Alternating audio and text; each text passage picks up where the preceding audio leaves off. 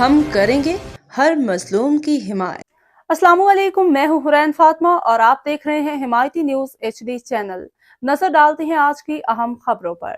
1 नवंबर को Sindh bar council के election हो रहे हैं। मीरपुर खास डिवीजन की सीट पे नंद कुमार गोकलानी मामा शाशम लगारी इलेक्शन में हिस्सा ले रहे हैं। शहदादपुर में इलेक्शन मुहिम के हवाले से होने वाली तकरीब पे रिपोर्ट कर रहे हैं इशफाक सलहरी। सिंध बार काउंसिल्स के इलेक्शन के सिलसिले में सांगड़ बार और शहदादपुर बार में भी सरगर्मियां अरूज पर हैं।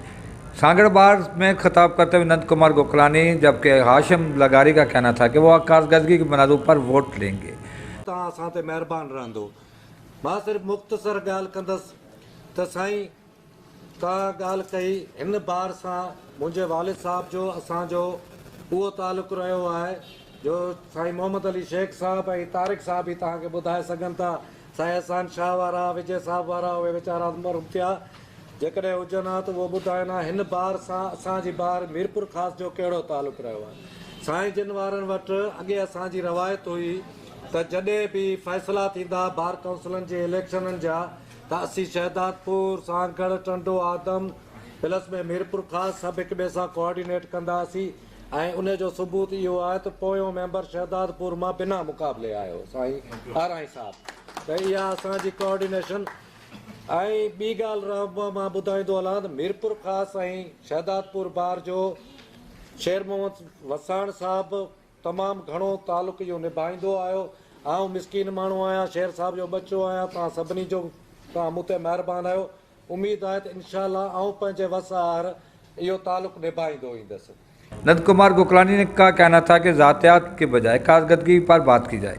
मोहम्मद हाशिम लगारी का कहना था कि वो यहाँ पर अपनी कारकर्दगी की बिना पर वोट मांगने आए। हज़रत अली जो फरमान आहे त जंहिंजे पोयां जेकॾहिं शख़्सियत जे पोयां अपोज़िशन आहे त माना उहो सही कमु नथो करे। इहो फरमान हज़रत अली जो आहे।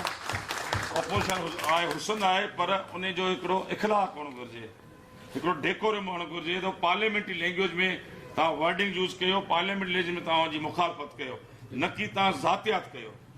अलाए छो हींअर इलेक्शन अहिड़ी माहौल पैदा कयो आहे कंहिं तालुक़नि कंदे अहिड़ी पाकिस्तान इंडिया जी जंग हुजे। बाबा का जंग कोन्हे, पहिरीं खां पोइ हिते रहणो आहे।